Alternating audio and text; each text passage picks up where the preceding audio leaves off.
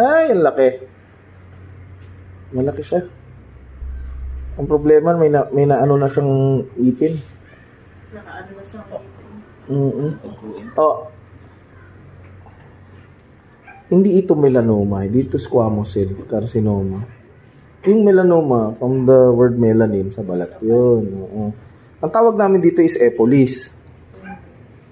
Pag nakita ulit kayo ng doktor mo, ang tawag dun epolis cam. Tumor sa gums. Usually, ang nagkukos niyan unknown. Pero malakas ang risk na magkaroon pag yung patient, yung ipin ay madumi o maraming tartar. Pero yung nagkukos niyan usually unknown. Kadalasan, benign to. Pero yung iba, binabiopsy para sigurado. At katulad po nung sinabi ko kanina, nakailang chemo kayo dito? 4. Hindi ito kinikimo. Yun ang isang problema. Surgery talaga siya. Saka ano kaya ang effect sa katawan ng aso? Harap mo nga. Nang alin? Yung chemo niya. Hindi ba in-explain ng doktor? Hindi na ano sila. Basta diretso chemo lang? Yung chemo na. Iniisip ko yan. Kinimo yung aso. Hindi naman pala ano. Ayan yun, huwag yun na pag-isip. Huwag na natin pag-isipan yan.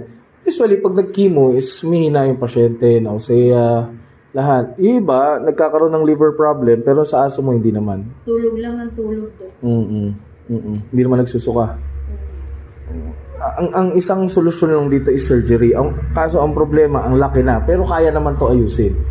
Ang isa pang problema, mababa yung platelet ng aso. Hindi siya pwede operahan pag ganun. Kita mo, konting gasgas lang, dudugo. Ano pa, pag hiniwa ko yan, mas malaking dugo yun.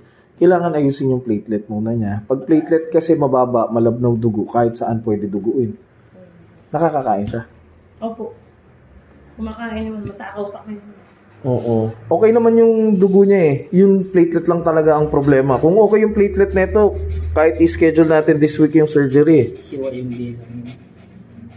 Paano hindi hihiwa?